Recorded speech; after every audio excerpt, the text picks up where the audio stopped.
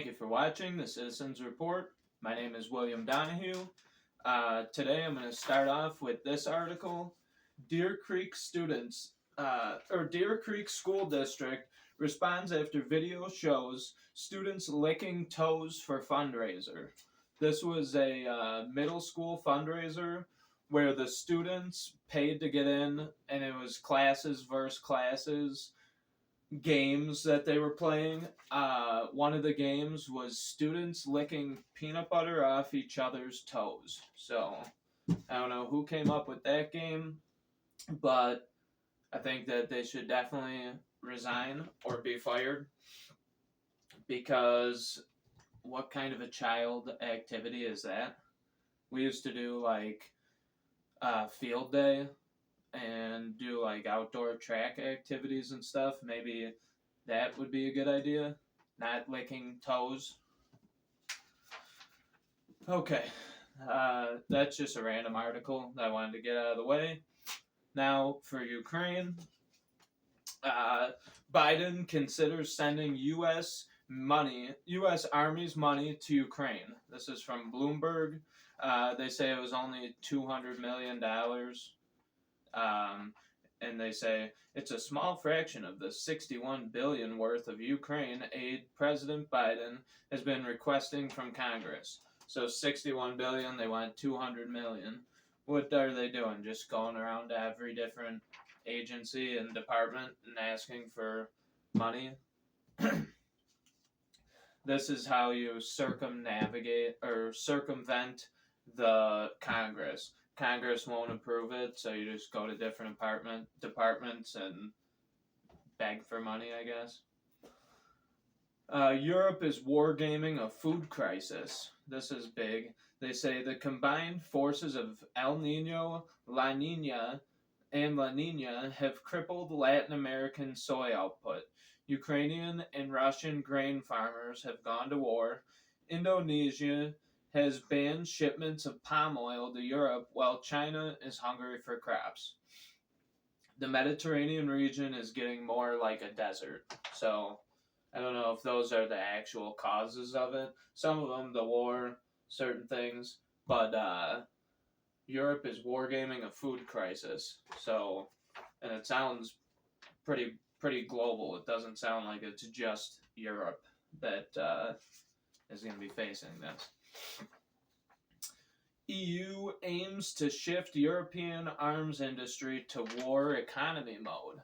So they're wargaming a food crisis. They're planning for a long-term war. Or you know how like our teachers used to say World War II boosted the economy because we were producing tanks and you got Rosie the Riveter. That's what they're trying to say here. They said we need to change the paradigm and move into war economy mode. This also means that the European defense industry must take more risks with our support.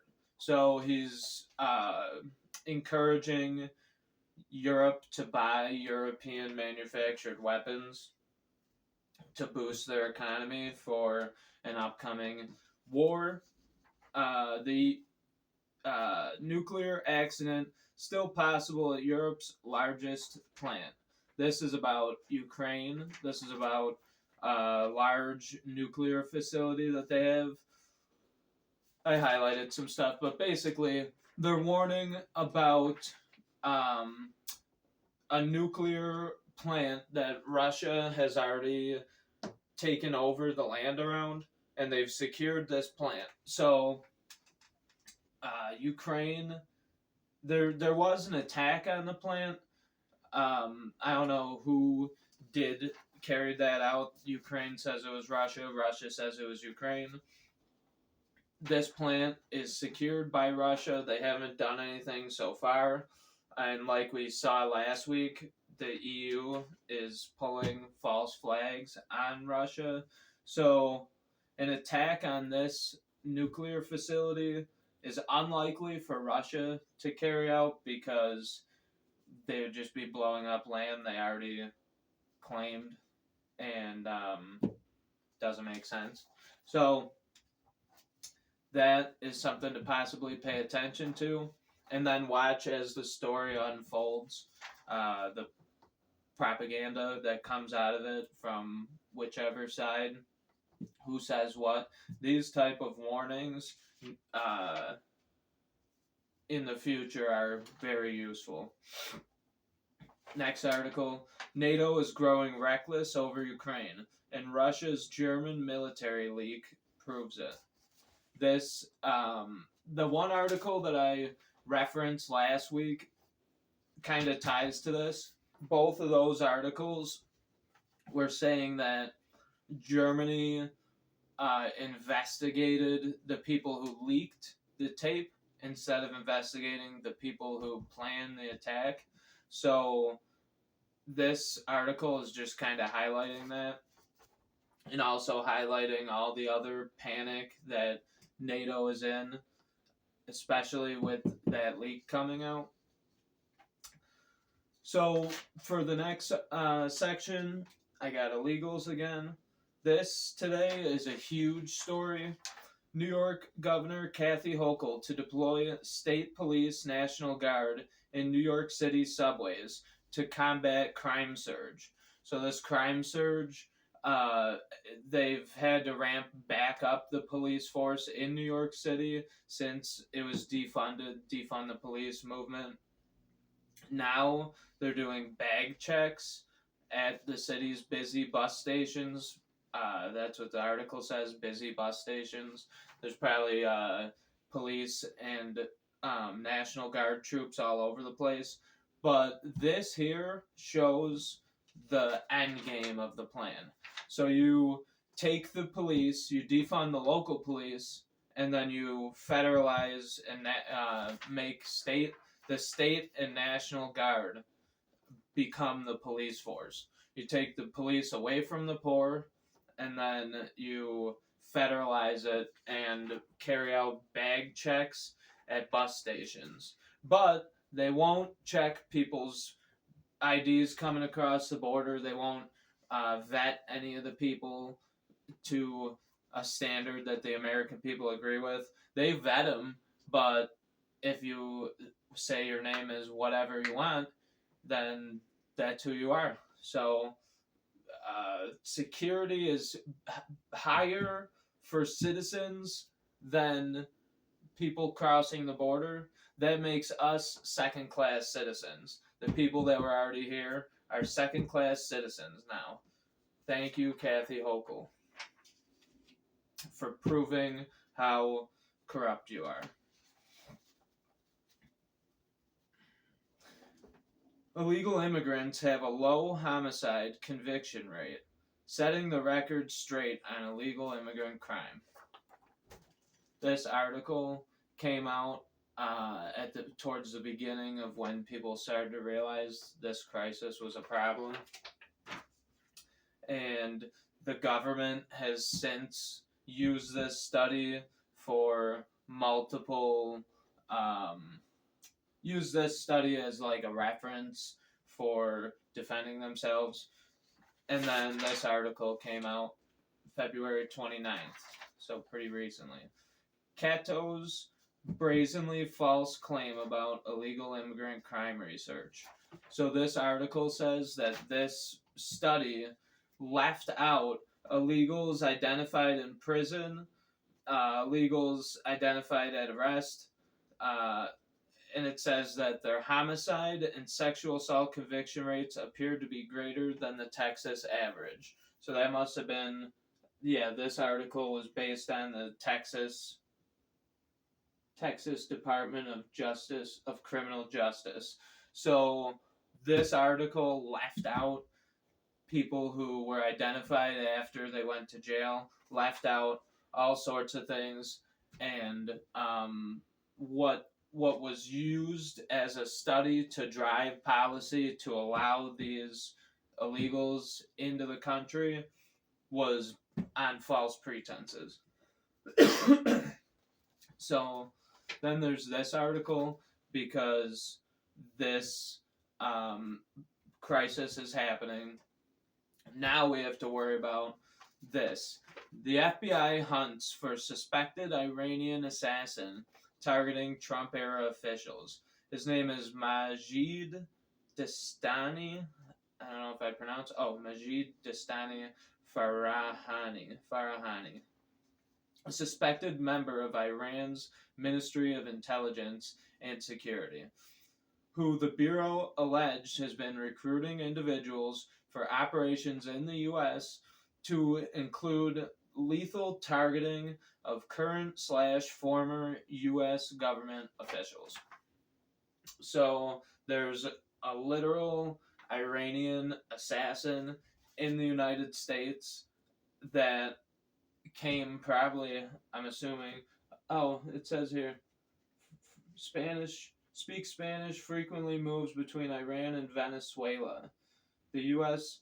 Department of Justice convicted an alleged Iranian operative in 2011 of working with Mexican drug cartels to attempt to assassinate Saudi Arabia's former ambassador to Washington. So this guy's already been caught here. Or maybe, yeah. I don't know. They're trying to figure out if this guy is who they think he is, and where he is, and how he got here. Apparently, it travels between Venezuela. We see all kind of military-age men, single, no families, big, broad shoulders, built like they've been in the intelligence services on all kinds of videos on X. And this guy frequents Venezuela, so we have that to worry about. People like this coming into our country, and also this guy along with cells that have already came. So for the next section, I wrote election, Republican primary results. All the red ones here are Trump, and then this one and this one are Nikki Haley. That's Vermont and Washington, D.C.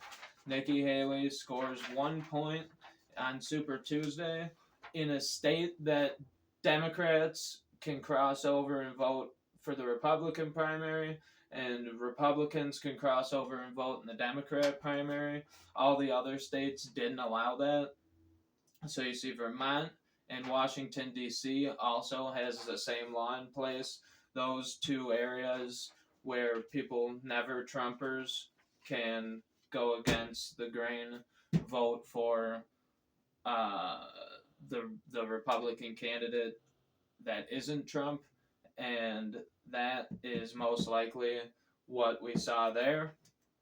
And then after this embarrassing Super Tuesday landslide, Nikki Haley to suspend presidential campaign. So she's gone. And then, in a weird turn of events, Mitch McConnell endorses Trump for president as Haley suspends campaign. So Nikki Haley suspends her campaign. Mitch McConnell, who's got 1 foot out the door, endorses Trump for some reason after they've hated each other for years. And then this is another good thing. Independent Senator Kyrsten Sinema will not run for re-election in Arizona. So, a couple good things there. And then on Super Tuesday, while Trump was taken state by state, they were announcing the results. The world hit by internet outages. Meta, Facebook, Instagram, and Threads were down for about 2 hours, it says. This happened before Super Tuesday. I record shows every couple days, so I missed the day that this came out, but this was big news and still is, because there's still states that have to primary. The Supreme Court says Trump can appear on 2024 ballot, overturning Colorado ruling. So Trump can appear on the ballot.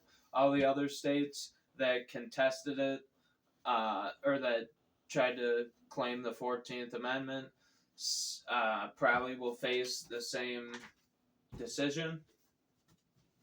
So that's good news also. And then right after Colorado said that this Colorado ruling, Jamie Raskin says Democrats are working on bill to disqualify Trump. So they're going to try and do the same thing that the states did, but on a federal level. So it's up to Congress to decide. And I wonder.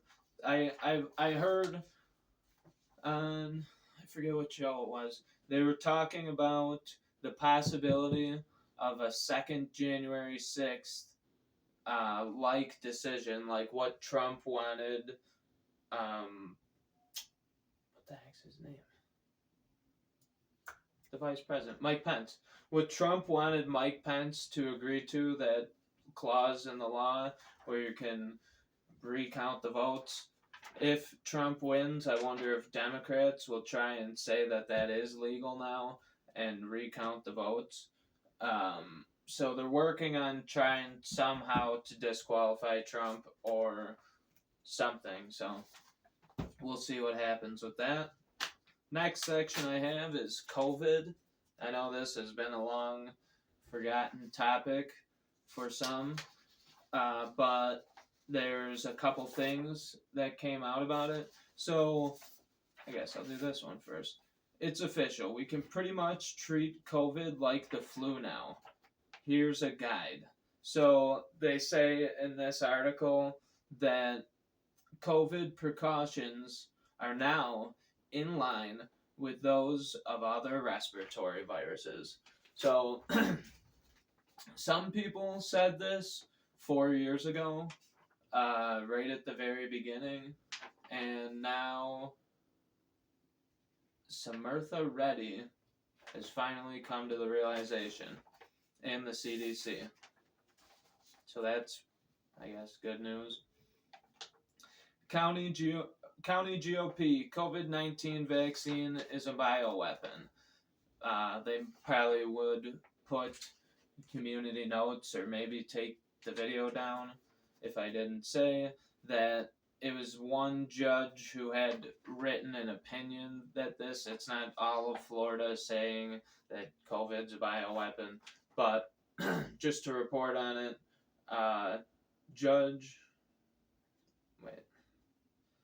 the Brevard County Republican Chief Executive Committee has voted on a controversial proposal.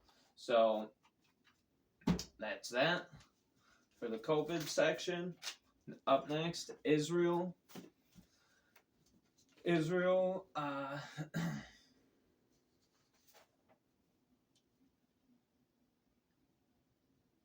Oh, I missed this one. This is for here. This was an old one. This was for the Ukraine section. Victoria Nuland, critic of Russia war in Ukraine, retiring. Victoria Nuland. I saw a funny meme. It was like her face blown up, and it was said the last thing a country sees before civil war or something. She is retiring. And then I don't have an Israel section. That article was from last week. I have, this says food supply. So this whole theme of this section is the food supply. Tyson Foods announces partnership with Protix for more sustainable protein production. So now they're going to be putting, it says, the to-be-built facility in the U.S. will house an enclosed system to support all aspects of insect protein production, including the breeding, incubating, and hatching of insect larvae. In addition to ingredients for the aquaculture and pet food industries, processed larvae may also be used as ingredients within livestock and plant feeds. So Tyson partnered up. They're going to start feeding livestock bugs as a sustainable protein. Eventually, this is going to work its way into human food consumption. There's no guaranteed timeline, but Klaus Schwab, Yuval Noah Harari.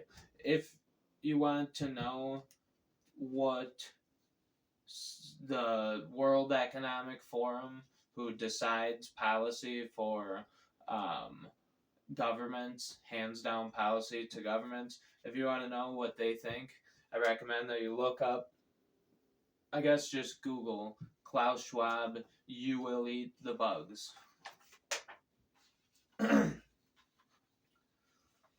This section was titled Food Supply. So that's why this article's in here. New York sues JBS, world's largest meat packer, over sustainability claims. Right now, there's cows in fields. We obviously have big cities, factories, plants, and all that. But they're suing JBS because they say that the cows give off too much gases. You ever seen like the old videos, movies where it shows like Wild Bill Hitchcock on a train shooting buffalo off of the train, and there's just fields and fields and fields of buffalo, like covering the entire Great Plains. This are I don't get where they say that cows now are giving off too much gases for like okay, so they're gonna use bugs. Do bugs not give off gases, or I'm not sure exactly how they think that this is sustainable. They call it for sustainability, but if you're going to try and take down, this is Letitia James. So she went after Trump, she went after the NRA, and she's going after the steak on your table. How is this sustainable if you take down the world's largest meat packer? So we're seeing that. We've seen a ton of wildfires over the past years, more and more and more wildfires. And as they're attacking the meat supply, we're watching, they say 6,000 cows, but it's got to be more than that. Texas panhandle ranchers face losses and grim task of removing dead cattle killed by wildfires. So Texas is getting torn apart by wildfires. Cows are dying, and it's at the exact same time as Letitia James is trying to come after the world's largest meat packer. And then I figured, well, we're on the topic of wildfires. It says Canada warns wildfire season could break record set last year. They say there's a 170% increase. What they're talking about is, well, okay, more than 150 zombie fires. I forgot that it said zombie fires. Zombie fires. So they're saying these zombie fires have been smoldering all winter. And that when the weather breaks, it's going to burn down a ton of forest. It says Sputnik. I don't know what outlet this originated from. But this article had a picture on the top that showed like a kind of burned down forest with smoke coming out of the ground. First off, I don't even know how that's possible. Now, maybe the wildfires from last year got so intense that they've smoldered like layers and layers of old pine needles from the past. Excuse me. But if they're smoldering and you're out there taking pictures, why isn't somebody putting out the fires? If they've been smoldering all year, you'd think that they would have a fire department come out, because this is such a global problem, that we would direct our resources to putting out the fires that are the zombie fires that are smoldering underground. So that's all I have for you today. Thank you for watching. Please remember to like, share, leave a comment, and subscribe to this channel. And I hope everyone has a good night. Thank you for watching. Thank you for watching The Citizens Report with William Donahue. On this show, we search for knowledge, wisdom, and understanding of the world around us through the lens of an American citizen.